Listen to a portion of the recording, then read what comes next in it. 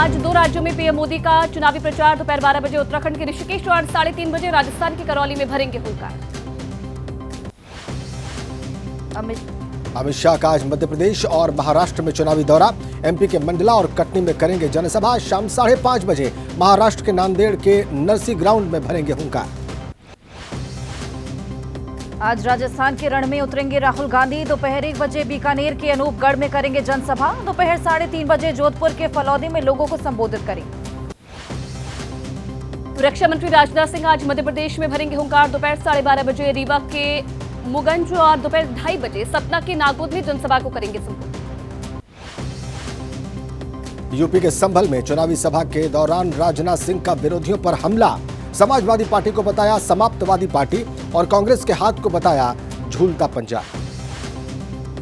आज महाराष्ट्र के चुनावी रण में उतरेंगी बीएसपी प्रमुख मायावती। नागपुर में जनसभा को संबोधित करेंगी और इस बार बीएसपी ने अकेले चुनाव लड़ने का लिया है फैसला।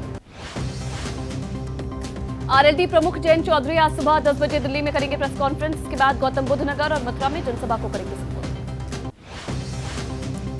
कांग्रेस नेता रणदीप सुरजेवाला को आज शाम 5 बजे तक केंद्रीय चुनाव आयोग को देना है जवाब। मथुरा से बीजेपी उम्मीदवार हेमा मालिनी को लेकर दिया था आपत्तिजनक बयान। बीजेपी सांसद के दावे से झारखंड की सियासत में उबाल। निशिकांत दुबे ने सोशल मीडिया पर लिखा, चंपई सोरेन को कल्पना सोरेन के लिए सीएम पद छोड़ने का मिला फरमान। मैनपुरी के मैदान में उतरे योगी के मंत्री। बीजेपी ने जयवीर सिंह को बनाया उम्मीदवार। मुलायम सिंह की बहू डिंपल यादव से होगा मुकाबला। मैनपुरी सीट से जयवीर सिंह को उम्मीदवार बनाए जाने पर सांसद डिंपल यादव ने कहा, मैनपुरी के मैदान में समाजवादी पार्टी पूरी तरह से तैयार है। अपर्णा यादव को लेकर डिंपल यादव ने प्रतिक्रिया दी। कहा, अपर्णा का करती हूं बहुत सम्मान। अपर्णा यादव ने भी डिंपल को सम्मान देने की बात कही। गाजीपुर में बीजेपी ने घोषित किया प्रत्याशी अफजाल अंसारी के खिलाफ पारसनाथ राय को बनाया उम्मीदवार। टिकट मिलने के बाद पारसनाथ ने कहा, संगठन लड़ेगा मेरा चुनाव। गाजीपुर से मौजूदा सांसद अफजाल अंसारी ने बीजेपी प्रत्याशी के नाम की घोषणा होने पर कहा, टिकट बांटने वालों की दरियादिली थी कि जो नहीं मांगने वाले को भी दे दिया। लोकसभा चुनाव के लिए समाजवादी पार्टी का घोषणा पत्र जारी। 2025 तक जातिगत जनगणना कराने का वादा। कानूनी गारंटी के रूप में सभी किसानों को एमएसपी दिलाने की भी घोषणा। अखिलेश के घोषणा पत्र में शामिल जातीय जनगणना के मुद्दे पर ओम प्रकाश राजभर ने घेरा। कहा, यूपी का मुख्यमंत्री रहते जातिगत जनगणना पर कभी नहीं की बात। यूपी के डिप्टी सीएम ब्रजेश पाठक ने समाजवादी पार्टी पर कसा तंज। कहा, करारी हार के डर से पार्टी अध्यक्ष समेत तमाम बड़े नेताओं ने छोड़ा चुनाव का मैदान। कांग्रेस ने समाजवादी पार्टी के घोषणा पत्र का स्वागत किया। अजय राय ने कहा, घोषणा पत्र में आमजन और विकास की बात। मुरादाबाद में आजम खान और सांसद एसटी हसन के नाम पर वोट मांग रहे बीएसपी प्रत्याशी इरफान सैफी। चुनाव प्रचार के दौरान कहा, मुस्लिम लीडरशिप को खत्म करना चाहती है ज्यादातर पार्टी। गया से केंद्रीय गृह मंत्री अमित शाह ने भ्रष्टाचार करने वालों को चेताया। कहा, नहीं बचेगा एक भी भ्रष्टाचारी। बिहार की सभी 40 सीटों पर जीत का दावा किया। बिहार में सभी 40 सीटों पर अमित शाह के जीत के दावे पर बोले कांग्रेस नेता अखिलेश सिंह। कहा, अमित शाह मुंगेरी लाल के हसीन सपने देख रहे हैं।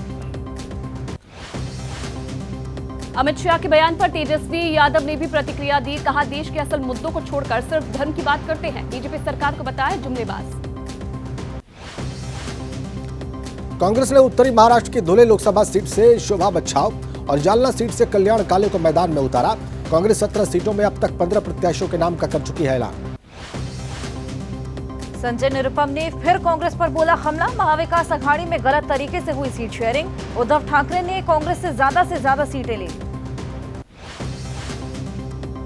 राजस्थान की उप मुख्यमंत्री दिया कुमारी ने जयपुर सीट से बीजेपी प्रत्याशी मंजू शर्मा के साथ किया रोड शो। कांग्रेस को देश के लिए बताया कोरोना जैसी बीमारी। मध्य प्रदेश कांग्रेस अध्यक्ष जीतू पटवारी ने संभाली प्रचार की कमान। हेलीकॉप्टर से महाकौशल और विंध्य इलाके में पहुंचे। शहडोल में आदिवासियों ने पारंपरिक तरीके से उनका स्वागत किया।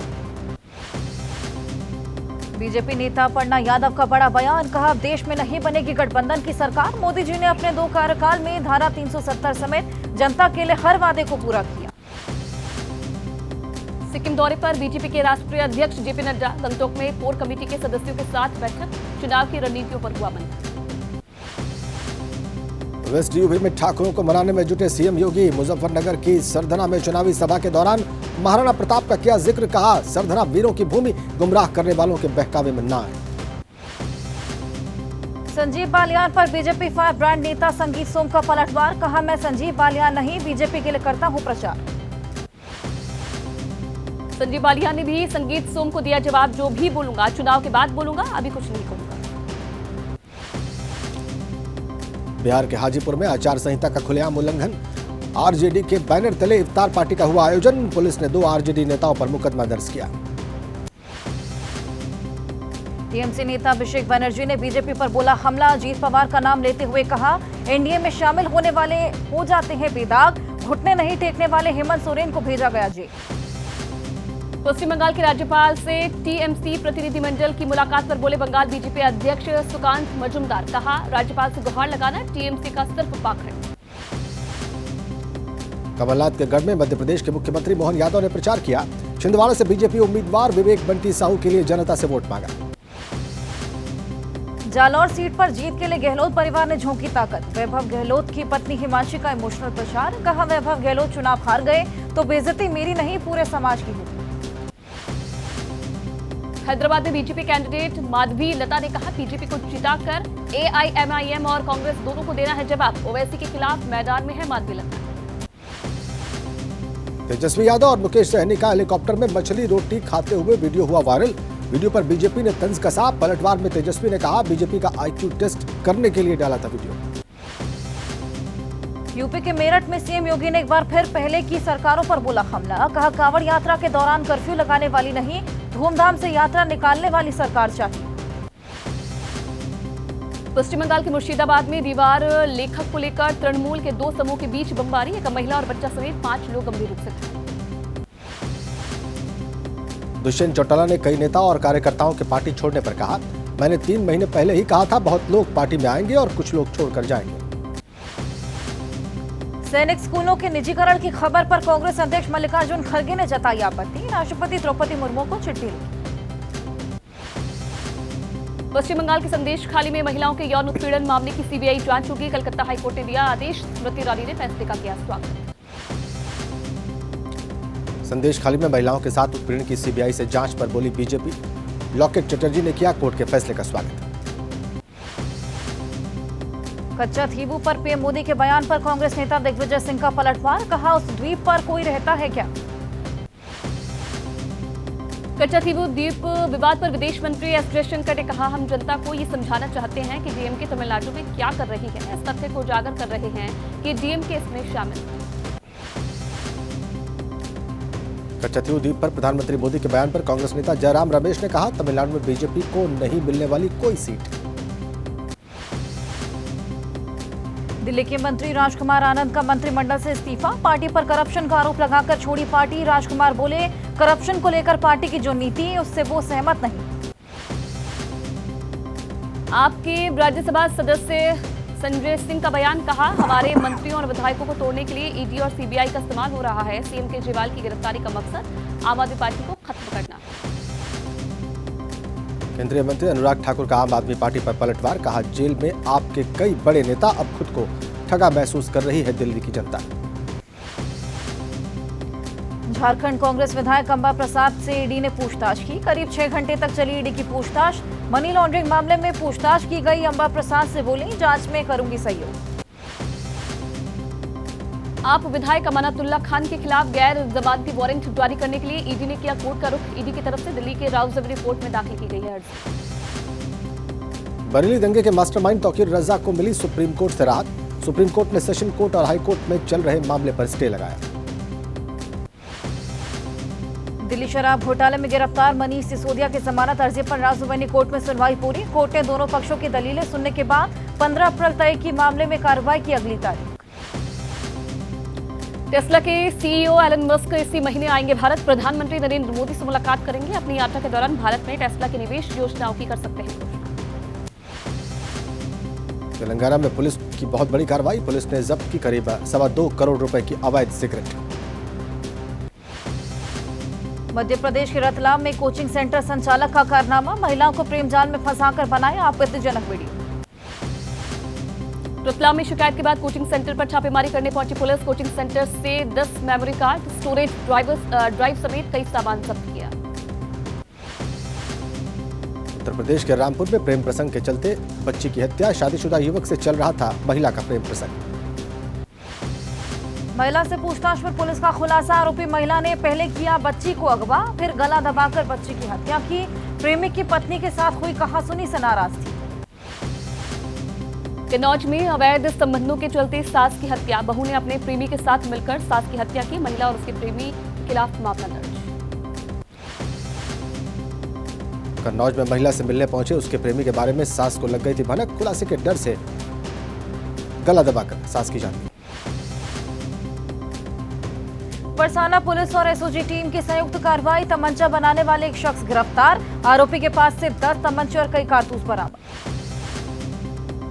तमिलनाडु के तिरुमंगलम में दर्दनाक हादसा। मदुरई राजमार्ग पर कार और दोपहिया वाहन की टक्कर। हादसे में 5 लोगों की मौत। हादसा सीसीटीवी में कैद।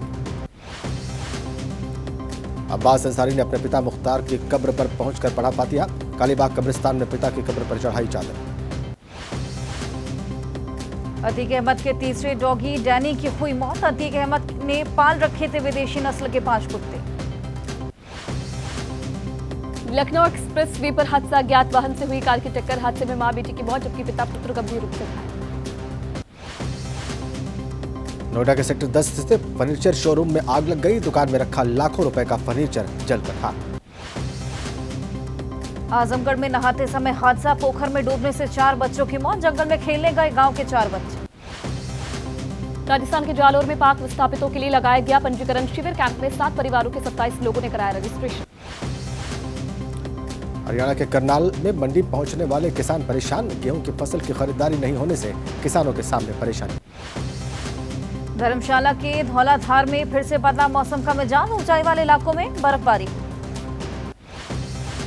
नवरात्रि के तीसरे दिन आज हो रही है मां चंद्रघंटा की पूजा। दिल्ली के झंडेवालन मंदिर में सुबह से ही श्रद्धालुओं की भीड़। मां दुर्गा की आराधना करने के लिए पहुंच रहे श्रद्धालु। नवरात्रि पर अयोध्या में पहुंच रहे बड़ी संख्या में श्रद्धालु।